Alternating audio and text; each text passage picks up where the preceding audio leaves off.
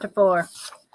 Marty, Dad says as we round the bend, sometimes you haven't got the sense to shut up. You can't go telling a man what to call his dog. But I'm mad too. But then better than calling him Git or Scram. Judd Travers has the right to name his dog anything he likes, and nothing at all. And you've got to get it through your head that it's his dog, not yours.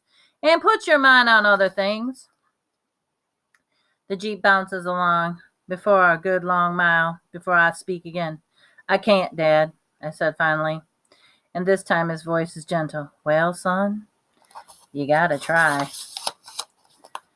I eat my peanut butter and soda cracker sandwiches with Dad at noon, plus the zucchini bread Mrs. Ellison had left in the mailbox for him. And after all the Sears catalogs and mail is delivered, we head back to Sistersville's post office.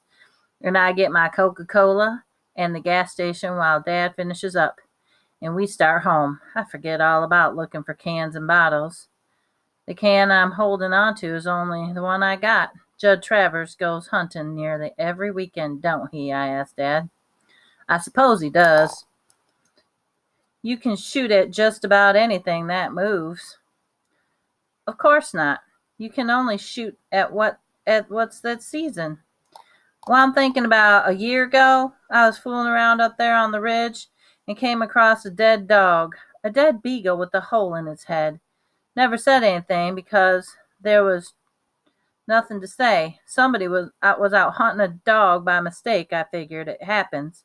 But the more I think on it, I wonder if it was Judd Travers shooting a dog on purpose, shooting one of his own dogs that he didn't please him. Dad's still talking. We've got a new game warden in this county, and I hear he's plenty tough. Used to be a man could kill a deer on his own property any time if that deer was eating his garden. Warden would look the other way, but they tell me this new warden will fine you good. Well, that's the way it ought to be, I guess. What if a man shoots a dog? I ask. Dad looks over me. Dogs aren't ever in season, Marty. Now, what you know that. Well, what if a man shoots one anyways? Well, that would be up to the sheriff to decide what to do, I guess. The next day I start early and set out on the main road to Friendly with my plastic bag. Get me 11 aluminum cans, but that's all. I could walk my legs off for a year and not ever get enough to buy half a dog. The questions I tried to not think about before I come back to me now. Would John Travis want to sell me Shiloh at all? And how about much would he want for him if he did? And even if I got Shiloh for my very own, how was I supposed to feed him? Oh, there aren't that many leftover scraps of anything in our house. Every extra bite of pork chop or boiled potato or spoonful of peas gets made into soup. If we had enough money for me to have a dog and buy its food and pay the vet and everything, I would have one by now. Darlene's been begging for a cat for over a year. It isn't that we're rock poor trouble. It's that Grandma Preston's got real feeble, and she's being cared for by Dad's sister over in Clarksburg. We have to have nurses any time. Aunt Hetty goes out, and every square cent we got goes to pay for Grandma's care. Nothing left over to feed a dog. But I figured to get to that problem later on. I wonder if maybe in time, if I never see Shiloh again, if I'll forget about him. But then I'm lying on the couch that night after everyone else has gone to bed, and I hear this far-off sound again like a dog crying. Not barking, not howling, not whining even. Crying. And I get this awful ache in my chest. I wonder if this dog, if it's Shiloh. I know you want a dog, Marty, Ma says to me on Thursday.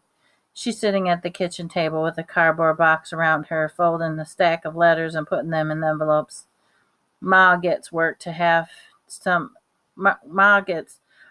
do here at home anytime she can. I wish we had the money so every one of you kids could have a pet. But with Grandma seeming to need more care, we just don't, and that's that. I nod. Ma knows me better. I know myself sometimes. But she don't have to this straight. I don't want just any dog. I want Shiloh because he needs me. He needs me bad. It's Friday morning and I hear that sound. Dad's off the mail route. Darlin and Becky's watching cartoons on TV. Ma's out on the back porch washing clothes in the old washing machine that don't work. Only the wringer part works. So if you turn it by hand, I'm sitting on the table setting a piece of bread spread with lard and jam, and I hear the noise. I know it's Shiloh, only the softest kind of knows, and right close. So I fold the bread up in jelly to the inside, stick it in my pocket, and I go out the front door, and Shiloh's under the sycamore, head on his paw, just like the day he was when he followed me home in the rain. Soon I see him. I know two things. One, Judge Travers has taken his dogs out hunting, like he had said. Shiloh's run away from his pack. And two, I'm not going to take him back. Not now, not ever. I don't have time to think how I promised Judd if I ever saw Shiloh loose again, I'd bring him back. Don't even think what I'm going to tell Dad. And I know right then and there that I have to get Shiloh away from the house, where none of the family will see him. So I run barefoot in the front steps and over to where Shiloh's laying, his tail thumping like crazy in the grass. Shiloh, I whisper, and I gather him up in my arms. His body's shaking all over, but he don't try to get away. He don't creep off me like he did the first day.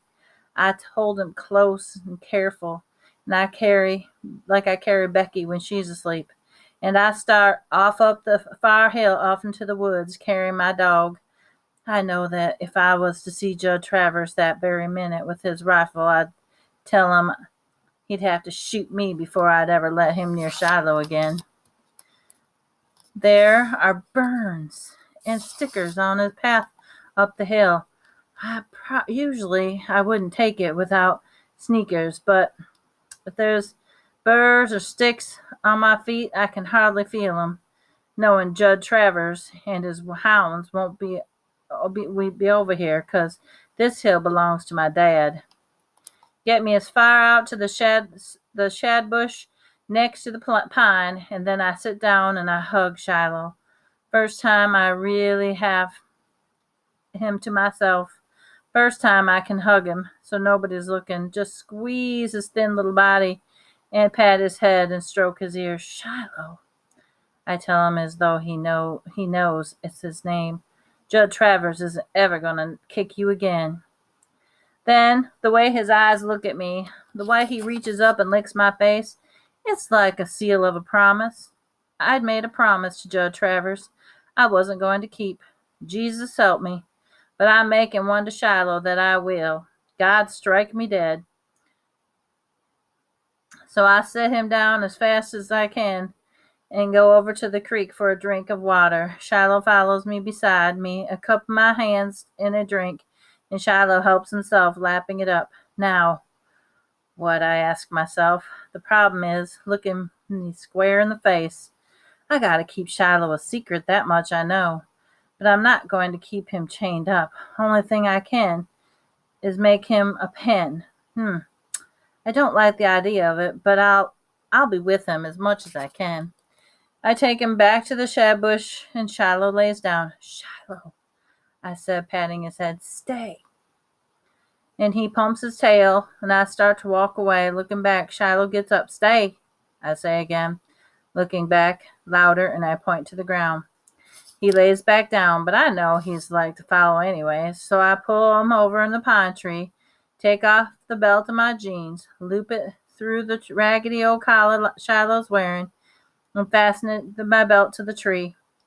Shiloh don't like it much, but he's quiet, and I go down the path. Every so often I turn around, and Shiloh's looking at me like he won't never see me again. But he don't bark. Strangest thing I've ever seen in a dog, to be that still. Ma's still back in the back porch. When she washes, it takes her nearly all day Darlene and Becky's stuck on TV, so I go to the shed by the side of the house and I take an extra fencing that Dad used when we tore up the chicken, had us more chickens. I take a piece of wire, too, and go back up the hill. Shiloh's still there, and he don't try to get up while I set to work. I string the fencing around the trunks of the small trees or corner points, then back to the pine hollow where I fasten it with a wire. Pen measures about 6 feet 8 by 8 feet. I go walking over to the shed again, and this time I get old rotten planks. Dad took off the back steps when he put on the new one. I pick me up an old pine tin, too, and I take the planks up to Shiloh's pen and make him a lean-to at the end to protect him from the rain. I fill in the pie tin with water so he'll have something to drink. Last of all, I take the lard bread from my pocket and feed it to Shiloh into little pieces, letting him lick my fingers after every bite. I wrap my arms around him and pat him. He run my hands over his ears, and I even kiss his nose. I tell him about a million times I love him as much as I love my ma. The worry part is whether or not he'll stay quiet. I'm hoping he will, 'cause he was silent dog to begin with. But with all the way back down the hill into the house, I put my finger to his lips and turn back. Shh, I say. Shiloh don't make a sound, like he had the bark beat out of him when he was a pup and just never came back. I'm tense as a cricket that night. Tense Dad drives up his Jeep, afraid the dog will bark. Tense that Dana Lynn or Becky are out there in the yard playing for dinner, squealing and yelling. After that, Shiloh will want to get out in the fun and dig a hole under the fence. But he never comes.